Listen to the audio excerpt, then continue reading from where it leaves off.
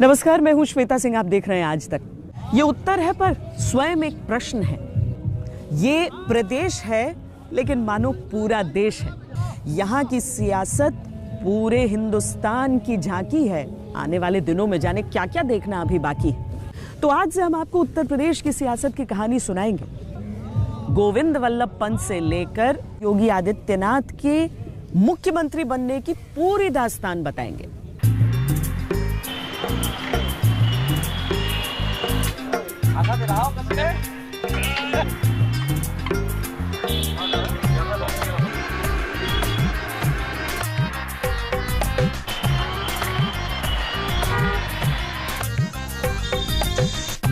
ये यूपी है भैया।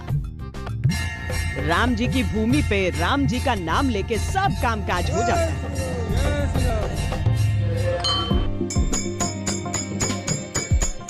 यहीं अयोध्या जी से तो राम राज्य का सत्ता सूत्र निकला था।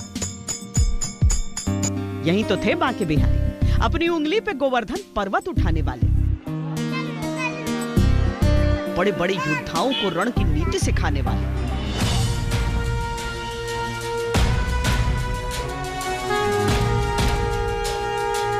भैया ये यूपी है। यहाँ त्रेता और द्वापर से राजधर्म और राजनीति का रिश्ता रहा है।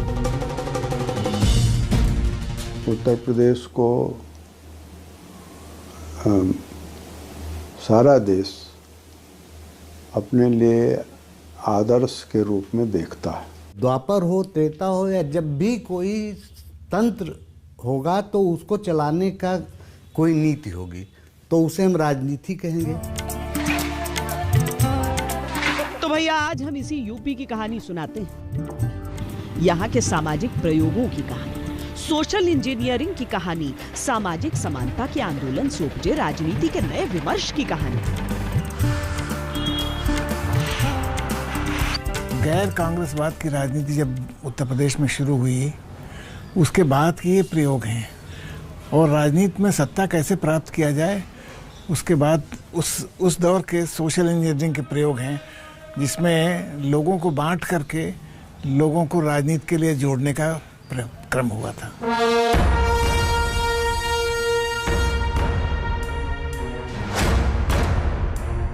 देश की आजादी के बाद उत्तर प्रदेश की राजनीति ने जो बीज बोए, देश की राजनीति ने वही फसल काटी।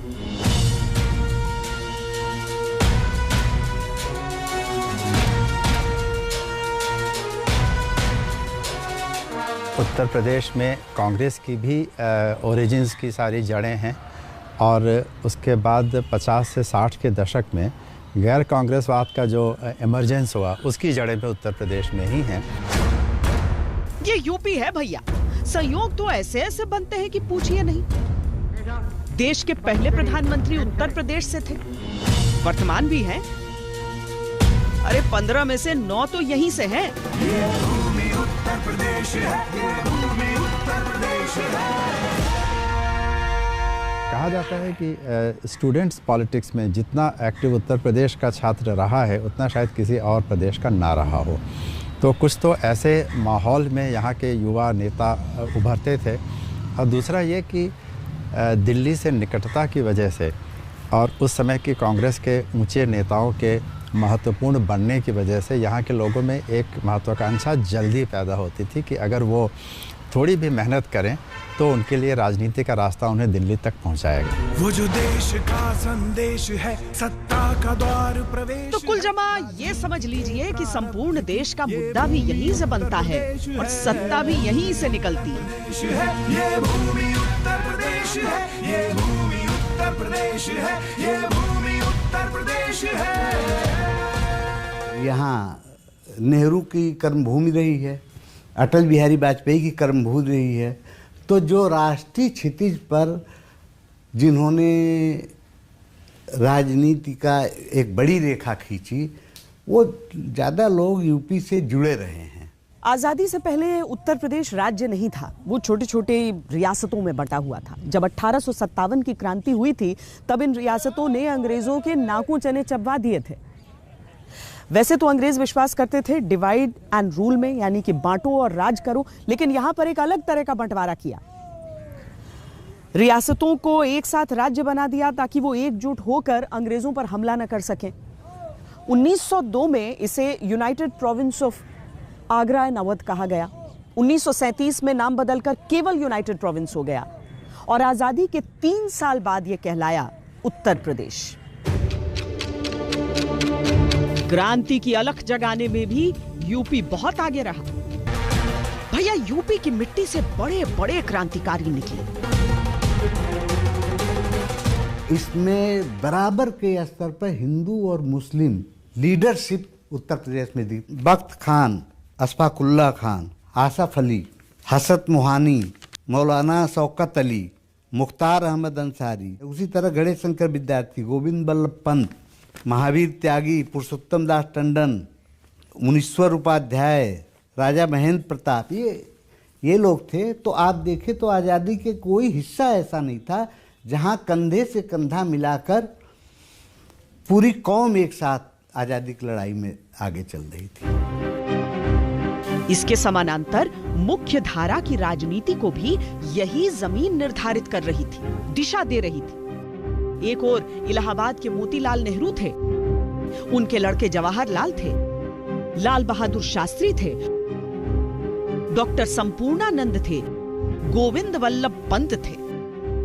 तो उत्तर प्रदेश के चप्पे चप्पे पर स्वतंत्रता का संघर्ष हो रहा था और स्थानीय स्तर पर नेता, राष्ट्रीय स्तर पर नेता। पंडित जवाहरलाल नेहरू तेजी से महात्मा गांधी की राजनीतिक विरासत के उत्तराधिकारी के तौर पर पहचाने जाने लगे थे। 1935 में अंग्रेजों ने गवर्नमेंट एक्ट ऑफ इंडिया के जरिए चुनाव के बाद भारतीयों को शासन में और अधिक भूमिका देने का फैसला लिया। फरवरी 1937 में चुनाव हुए और कांग्रेस को देश की कुल 1585 असेंबली सीटों में से 711 पर जीत मिली। 11 में से 5 प्रांत, मद्रास, बिहार, उड़ीसा, मध्य प्रांत और यूनाइटेड प्रोविंस यानी यूपी में पूर्ण बहुमत मिला। यूपी में भी पहली बार सरकार बननी थी। सवाल था मुख्यमंत्री कौन? दरअसल उत्तर प्रदेश की राजनीति में यह वो दौर था जब कांग्रेस वाराणसी में बहुत अधिक मजबूत थी और प्रयागराज के नेताओं का वर्चस्व भी खूब झलकता था। मदन मोहन मालवीय, रघुनाथ सिंह, संपूर्णानंद, कमलापति त्रिपाठी, पुरुषोत्तम दास टंडन जैसे बड़े नाम थे जो बहुत चर्चित थे। लेकिन जो नाम सामने आया वो था गोविंद बल्लभ पंत का और ये नाम नेहरू की तरफ से आया। उत्तर प्रदेश की कांग्रेस पार्टी पुरुषोत्तम दास टंडन जी को चाहती थी। जवाहरलाल नेहरू जी को ऐसा लगता था कि पंत जी बहुत सरल हैं, सीधे हैं, इसलिए उन्होंने सरदार पटेल जी से बात की। तो सरदार पटेल उस समय 47 में यहाँ लखनऊ आए थे, लखनऊ भेजे गए थे नेहरू जी के द्वारा। उन्होंने यहाँ के विधायकों से बातचीत की और उन्होंने कहा कि पंडित नेहरू जी चाहते हैं कि पंत जी मुख्यमंत्री बने। उन्होंने पुरुषोत्तम दास टंडन जी से भी बात की। टंडन जी को कोई आपत्ति नहीं थी। टंडन जी सरल व्यक्ति थे, वो तैयार हो गए। पंत यूपी के नेताओं में नेहरू को सर्वाधिक प्रिय थे। कांग्रेस में एक समय जब नेहरू और बोस के बीच विवाद हुआ तब पंत ने ही मध्यस्थता की थी। इसके अलावा दोनों कई बार जेल में लंबे समय तक एक साथ रह चुके थे और सबसे बड़ी बात थी, पंत गांधीवादी विचारधारा के पक्के समर्थक थे। गोविंद वल्लभ पंत 2 साल तक यूनाइटेड प्रोविंस के प्रीमियर रहे। हालांकि इस दौरान ब्रिटिश हुकूमत से उनके रिश्ते बेहद तल्ख रहे। द्वितीय विश्व युद्ध की शुरुआत हुई। कांग्रेस को बिना भरोसे में लिए अंग्रेजों ने भारत को उसका हिस्सा बना दिया। नाराजगी में कांग्रेस के मंत्रियों ने अपने पदों से इस्तीफा दे दिया। पंत ने भी अपनी गद्दी छोड़ दी। 1942 का साल आजादी के लिए निर्णायक माना जा रहा था। अंग्रेजों भारत छोड़ो का नारा बुलंद बोल से गूंज रहा था। आंदोलन दबाने के लिए अंग्रेजों ने नेताओं को जेल भेजना शुरू कर दिया। गोविंद बल्लभ पंत को भी अहमदनगर किले की जेल में डाल दिया गया। इसी किले में पंत और नेहरू साथ रहे। जब 1937 में कांग्रेस की सरकार बननी थी यहाँ, तो पंडित नेहरू ने ही गोविंद बल्लभ पंत का नाम सुझाया था। तो इससे भी इस बॉन्डिंग को समझा जा सकता है। अंग्रेजों ने 1946 में फिर चुनाव करवाए, कांग्रेस को फिर बहुमत मिला और पंत ही दोबारा कांग्रेस की तरफ से यूपी के प्रीमियर बने। लेकिन अब पंत के लिए मुश्किल दौर शुरू होने वाला था, क्योंकि समाज में अंग्रेजों ने सांप्रदायिकता की फूट डाल दी थी और वो रंग दिखाने लगी थी। जब विभाजन हुआ तो उत्तर प्रदेश में बहुत तनाव की स्थितियां थी। यहाँ से बहुत सारे लोग पाकिस्तान जाने वालों की संख्या यूपी और बिहार के मुसलमानों की बहुत ज़्यादा थी। उस समय उन सांप्रदायिक तनाव की स्थितियों में गोविंद बल्लभ पंत जैसे व्यक्ति को बेहद चुनौती का सामना करना पड़ा। लेकिन यह पंत जी जैसे लोगों का ही योगदान है कि यूपी में उस तरह दंगे नहीं हो पाए, उस तरह हिंसा नहीं हुई जिस तरह बंगाल में हुई। सेंट्रल प्रोविंस में पढ़ाई का सेंटर रही अलीगढ़ यूनिवर्सिटी से आवाज उठने लगी थी। मुस्लिम लीग की ओर से तकरीरें करने वाले जिन्ना समेत तमाम नेता ये कह रहे थे कि हमारी तो पहचान अलग है, संस्कृति अलग है, तो देश भी अलग होंगे।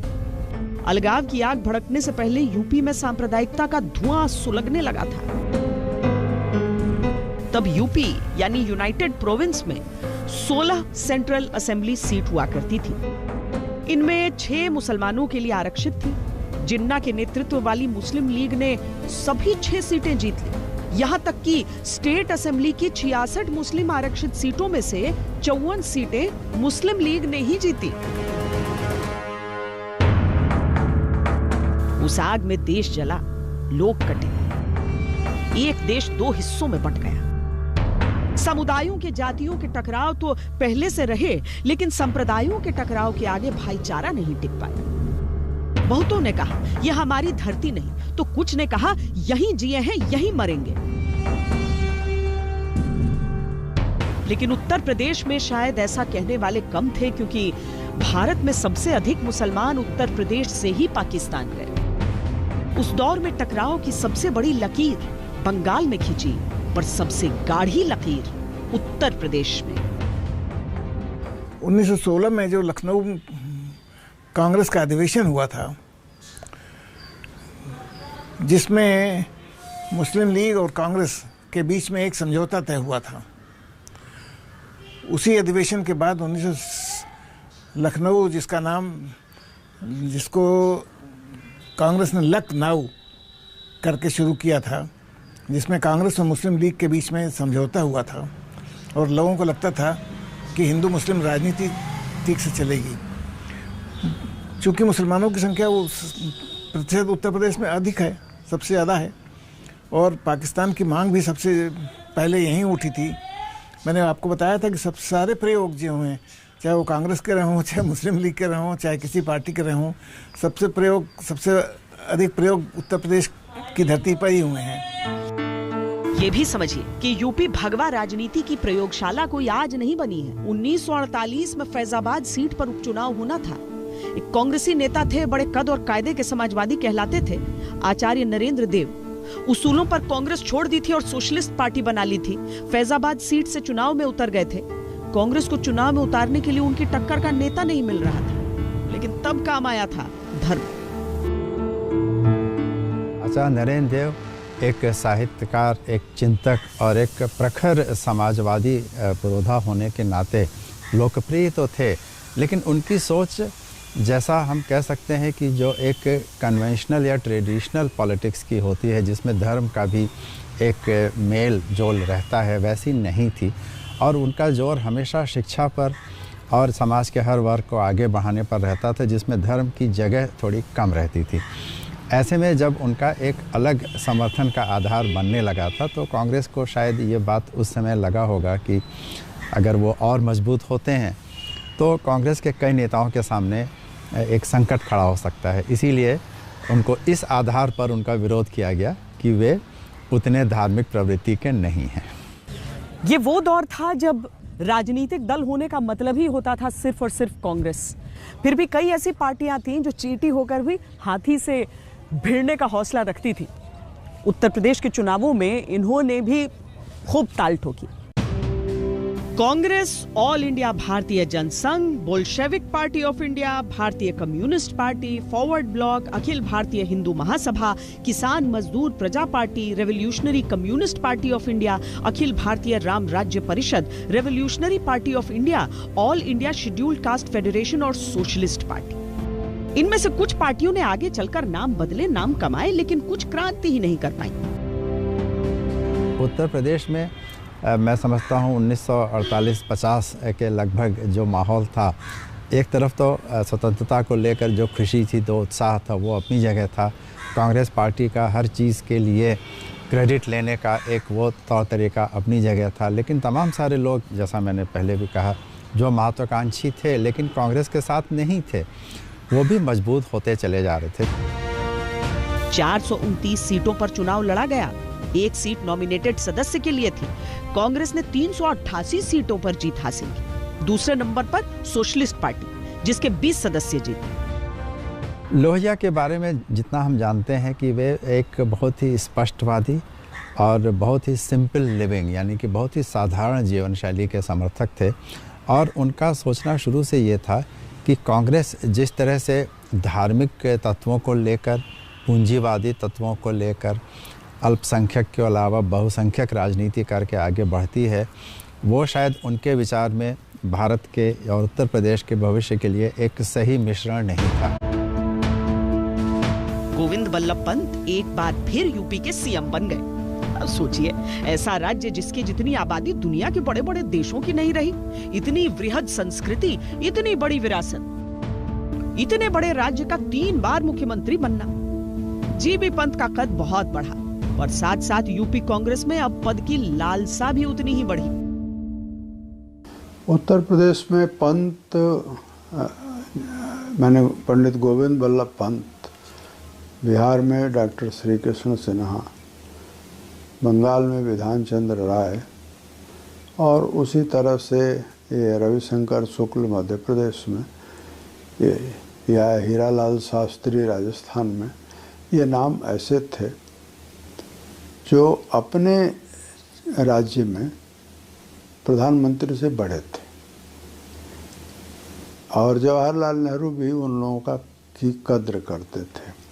तो उत्तर प्रदेश के मामले में अंतिम निर्णय गोविंद बल्लभ पंत करते थे। गुटबाजियाँ थीं, तरह तरह की गुटबाजियाँ थीं। खैर, तब की राजनीति में थोड़ी बहुत लाज नीति भी थी। नेहरू की लाज, पंत की लाज रखने के लिए भीतरी कलह दबाकर सरकारी कामकाज चलता रहा। पर अपने बिगाड़ के डर से ईमान की बात न बोलें, ऐसा पंत जी से नहीं होता था। बल्कि उनके उसूल तो ऐसे थे जो अब तक याद किए जाते हैं।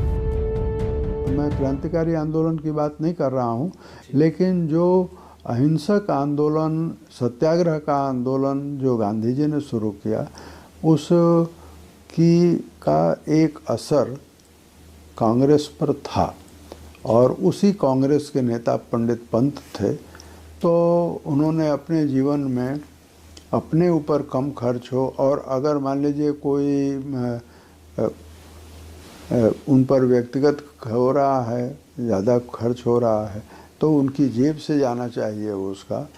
इसके भी उदाहरण हैं। फिजूल खर्ची के सब नफरत करते थे। दूसरे वो ये मानते थे कि सरकारी ओहदों पर बैठे लोगों को सरकारी संसाधनों का उपयोग अपने निजी हित में नहीं करना चाहिए। यूपी की पहली सरकार में थोड़ी बहुत कलह थी जो संभाल ली गई, लेकिन एक मुद्दा था श्री राम जन्मभूमि का, जो संभालना कांग्रेस के लिए आसान नहीं था। 1949 की बात है। योगी आदित्यनाथ के गुरु ने पंत सरकार को पसोपेश में डाल दिया था। तब गोरक्षनाथ पीठ गोरखपुर के महंत हुआ करते थे दिग्विजय नाथ। योगी जी के गुरु महंत अवैधनाथ के भी गुरु थे दिग्विजय नाथ। यूपी के मठ मंदिरों से आवाज उठ रही थी, राम जन्मभूमि को मुक्त करो। दिसंबर का महीना था, तारीख थी 22, साल था 1949। आरोप है कि उनकी अगुवाई में विवादित ढांचे के भीतर चोरी छिपे भगवान राम की प्रतिमा रख दी गई थी। भजन कीर्तन होने लगे। मामले को संभालने में पंत सरकार के हाथ पांव फूल गए थे। यहां तक कि फैजाबाद के जिलाधिकारी के नायर से भी आदेश की तामील नहीं करा पाए थे। तब से सरकार की नीति थी कि मंदिर मुद्दे पर संतों के साथ दिखने से देश में माहौल बिगड़ सकता है। क्योंकि तत्काल विभाजन हुआ था, विभाजन के बाद की जो परिस्थितियां थी, हिंदू मुस्लिम जो तनाव था, उसको देखते हुए नेहरू जी जरूर चाहते थे कि पंत जी उसमें हस्तक्षेप करें और गोलियां चलवाएं, लेकिन वहाँ के जिलाधिकारी ने पंत जी को कहा कि जो परिस्थिति है, जिस तरह से हिंदू मुस्लिम तनाव चल रहा है, उसको देखते हुए कोई सख्त कदम नहीं लिया जा सकता। इसलिए नेहरू जी सेकुलरिज्म के बारे में पंत जी को लिखते रहे, लेकिन जो व्यावहारिक बात थी, जो ज़मीनी हकीकत थी, उसको देखते हुए पंत जी ने उस मामले को टालने की ही कोशिश की और वो मामला धीरे धीरे कम हो गया। कांग्रेस सेक्युलरिज्म के नाम पर आगे बढ़ रही थी। उसे अंदाजा था कि अगर राम मंदिर के मुद्दे पर वो हिंदू पक्ष के साथ आती है तो बुरा राजनीतिक असर उस पर पड़ सकता है। इसीलिए पंत सरकार ने यूपी के सबसे अहम मुद्दे पर कृपया उचित दूरी बनाए रखें की परमानेंट तख्ती टांग ली। राम मंदिर मामले पर विधानसभा में पंत ने नबातुला बयान दिया।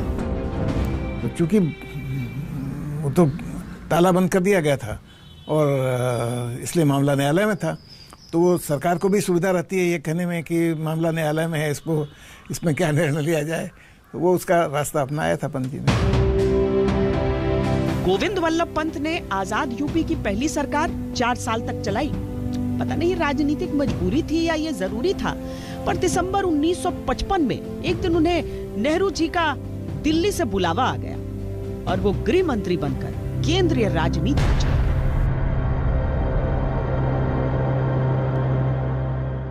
कहने को तो कई नेता थे जो काबिल थे, लेकिन बात विश्वास की थी। उत्तर प्रदेश के सियासी इतिहास की पूरी कहानी हम आपको सुना रहे हैं। पंत नहीं तो कौन, यह सवाल बड़ा था उत्तर प्रदेश की सियासत में, लेकिन कहते हैं इसका जवाब स्वयं पंत तलाश चुके थे। काशी के डॉक्टर संपूर्णानंद, जो कि पंत कैबिनेट में अहम विभाग, शिक्षा, वित्त, ये सब संभाल चुके थे। पंत का बहुत भरोसा था उनमें। हालांकि गुटबाजी थी, महत्वाकांक्षाएं थीं, लेकिन इसके बावजूद गोविंद वल्लभ पंत ने यह तय कर लिया था। वो दिल्ली गए और अगले ही दिन डॉक्टर संपूर्णानंद ने उत्तर प्रदेश के मुख्यमंत्री के तौर पर शपथ ली।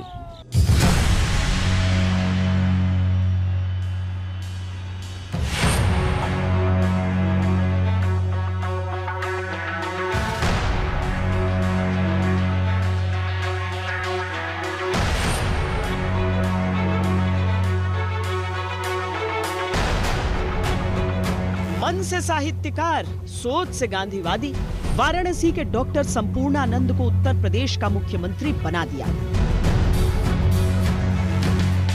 यूं तो बड़े बड़े नेता थे, कमलापति त्रिपाठी, चौधरी चरण सिंह, त्रिभुवन नारायण सिंह, चंद्रभानु गुप्ता, हेमवती नंदन बहुगुणा, लेकिन नेहरू जी की नजर में संपूर्णानंद की सादगी सब पर भारी पड़ी।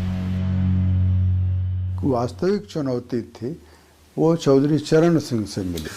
चौधरी चरण सिंह उनके मंत्रिमंडल में शामिल होने के लिए तैयार नहीं थे, लेकिन उस समय उत्तर प्रदेश में और शायद और जगहों पर भी होगा, लेकिन उत्तर प्रदेश में कांग्रेस के आंतरिक मामले को सुलझाने के लिए संपूर्णानंद की मित्रता जो बाहर थी वो काम आती थी। मैं उदाहरण बताता हूँ आपको। संपूर्णानंद को बनारस से चुनौती मिल रही थी। उसकी वजह ये थी कि कमलापति त्रिपाठी चुनौती दे रहे थे, तो उनकी तरफ से भी था, सीवी गुप्ता की तरफ से भी था। संपूर्णानंद हिंदी संस्कृत के विद्वान थे। खगोल विज्ञान और ज्योतिष में उनका बड़ा मन रमता था, पर डॉक्टर संपूर्णानंद के लिए ये कांटों भरा ताज था। कि वो सहकारिता का जो आंदोलन था उसके वो पक्ष में नहीं थे और मानते थे कि वो फेल कर गया है। दूसरा, ईसाईयत जो फैल रही थी तो वो आर्य समाज का उन पर प्रभाव था, तो वो कहते थे कि नेहरू के कारण जो है आज़ादी के बाद भी ईसाईयत उत्तर प्रदेश में फैल रही है और इसके ये प्रमाण है। बाकी आर्थिक सवालों पर, यानी कृषि नीति कैसी होनी चाहिए, उस पर उनके मतभेद थे। सच यही था कि संपूर्णानंद सरकार बस चल ही रही थी। 1 साल में काम जो किया सो किया, लेकिन सरकार और संगठन के कील कांटे दुरुस्त करने में संपूर्णानंद अपनी धाक नहीं जमा पाए। पार्टी के बड़े नेता अपनी डफली, अपना राग वाली धुन बजा रहे थे और चुनाव करीब आ रहे। बहरहाल पहली विधानसभा का कार्यकाल पूरा हुआ। कांग्रेस को इसी चुनाव में संगठन की अहमियत की पहली झलक मिल गई। नेताओं में आपसी बैर था। संगठन वालों को लग रहा था कि हमारे आगे कौन टिकेगा। दूसरे विधानसभा चुनाव में भी कांग्रेस के आगे कोई टिक नहीं पाया, लेकिन सीटों की संख्या कम हो गई। 102 सीटों का नुकसान हुआ था उसे। 430 में से कांग्रेस को 286 मिले। दूसरे नंबर पर नई प्रजा सोशलिस्ट पार्टी, जिसके मुखिया थे राम मनोहर लोहिया, जिसे 44 सीटें मिली। जनसंघ को 17। संपूर्णानंद खुद अपनी काशी शहर दक्षिण की सीट बहुत मुश्किल से जीते। कांग्रेस दोबारा सत्ता में लौट तो आई, लेकिन तब तक पार्टी के अंदर इतने धड़े बन चुके थे कि संपूर्णानंद के लिए काम करना मुश्किल हो रहा था। चौधरी चरण सिंह खुले मंच पर दिल खोलकर अपने सीएम का शब्दों से ऐसा अभिषेक कर देते थे कि पूछिए मत। तब 1959 में कांग्रेस अध्यक्ष बनने पर इंदिरा गांधी ने चौधरी चरण सिंह को चिट्ठी लिखी। इशारा किया कि चौधरी साहब, आपकी निजी पसंद नापसंद अलग हो सकती है, लेकिन पार्टी का हित देखिए। सीएम के खिलाफ खुली बयानबाजी से बचिए।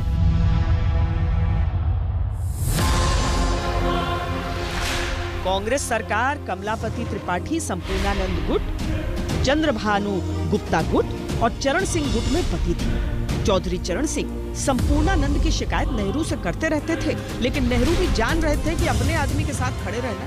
तो चुगली का रिवर्स इफेक्ट ये हुआ कि चौधरी चरण सिंह को मंत्रिमंडल से बाहर होना पड़ा। लेकिन गुट एक हो तो चैन मिले, गुट तो कई थे।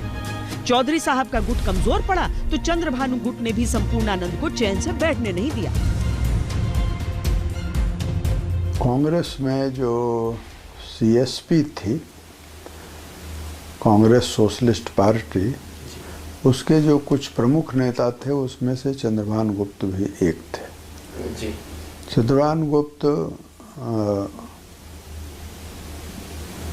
का उत्तर प्रदेश की राजनीति में जातियों से परे उनका प्रभाव था, पार्टियों से परे भी उनका प्रभाव था।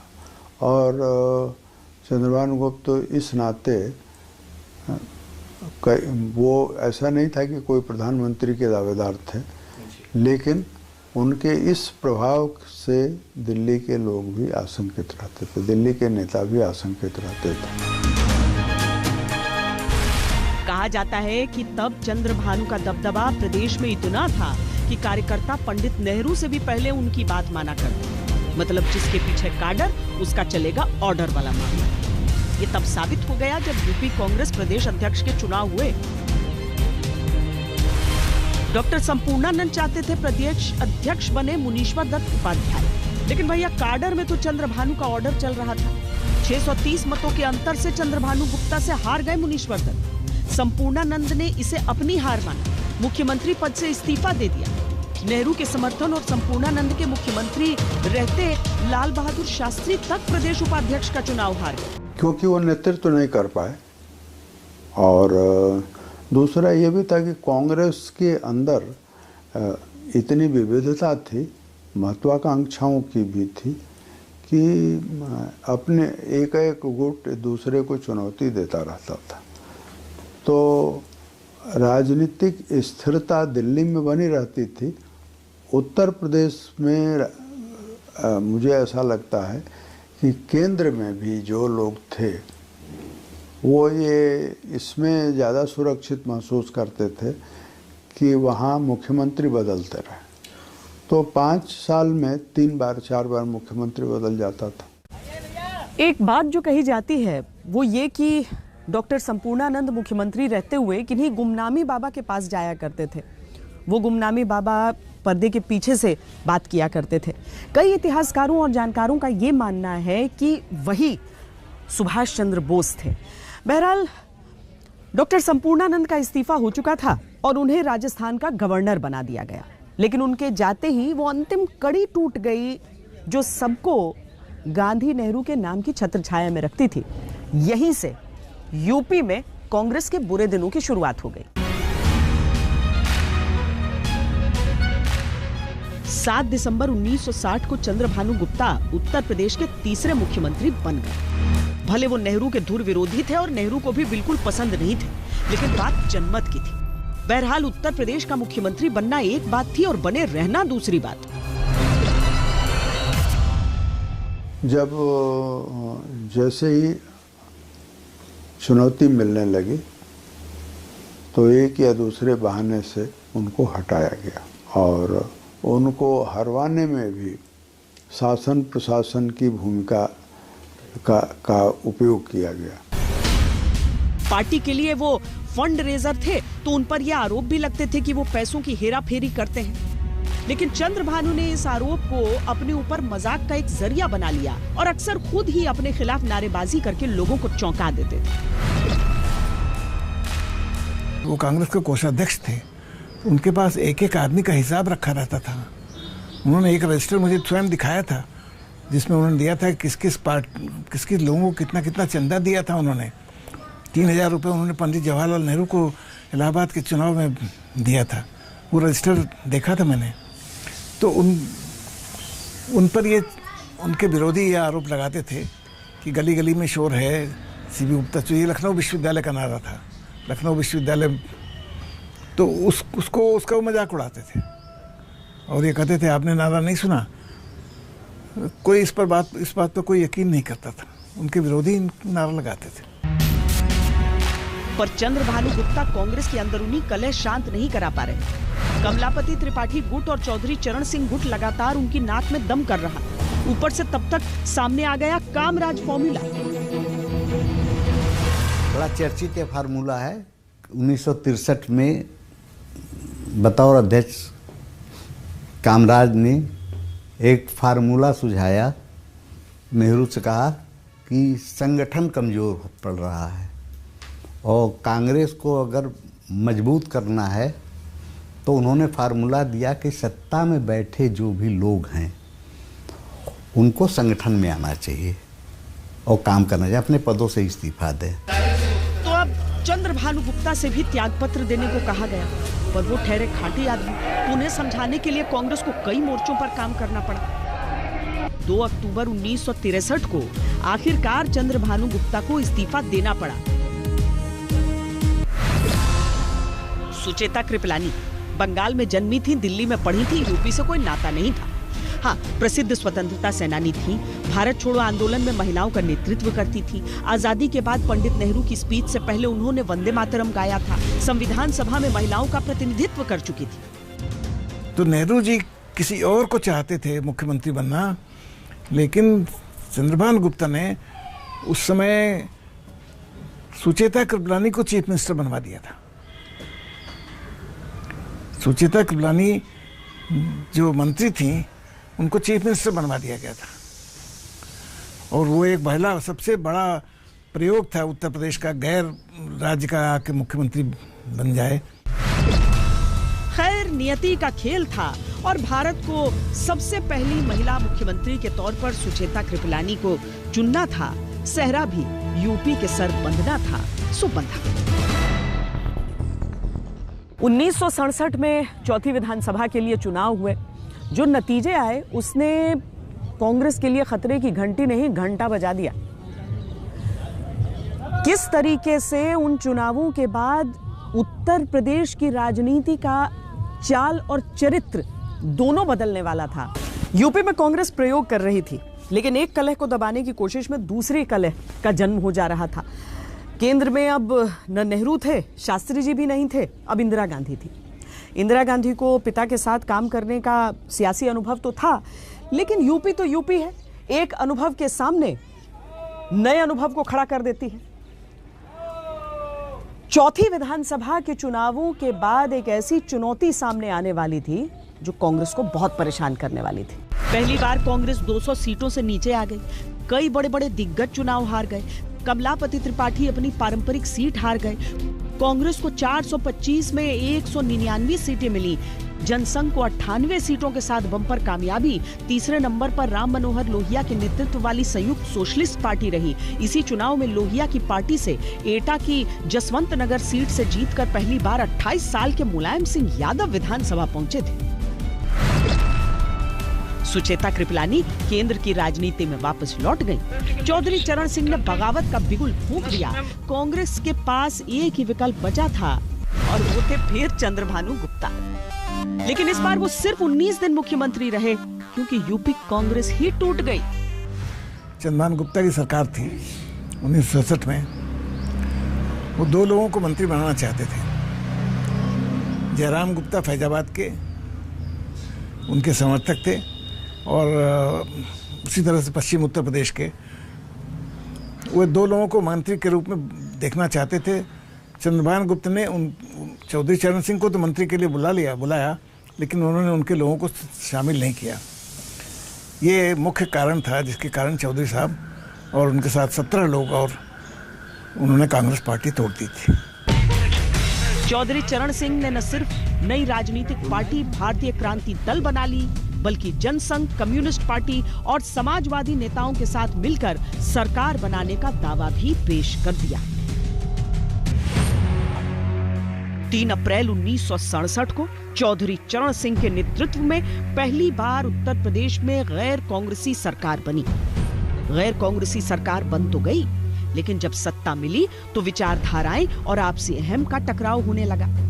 इस बीच गैर कांग्रेसी राजनीति के जनक राम मनोहर लोहिया का निधन हो गया। भारतीय क्रांति दल और 6 मंत्रियों समेत कुछ विधायकों ने राजभवन जाकर समर्थन वापसी की परेड की। इनमें पहली बार विधायक बने मुलायम सिंह यादव भी शामिल थे। चौधरी चरण सिंह की 1 साल पुरानी सरकार गिर गई। विधानसभा भंग कर दी गई। उस सरकार में सभी पार्टियों के लोग थे, विपरीत विचारों के लोग भी थे। तो जाहिर सी बात है कि कांग्रेस वो भी था, वो जनसंघ भी थी। वैचारिक मतभेद सरकार बनने के साथ ही शुरू हो गए थे और बाद में इन पार्टियों ने वैचारिक मतभेद के साथ अपने समर्थन वापस ले लिए। चौधरी साहब ने पद त्याग दिया। चुनाव हुए और नतीजे आए तो 5वीं विधानसभा उत्तर प्रदेश के अब तक के इतिहास की सबसे अनोखी विधानसभा साबित हुई। क्या हुआ था दिखाएंगे अपने अगले एपिसोड में। तब तक देश और दुनिया की बाकी खबरों के लिए देखते रहिए आज तक।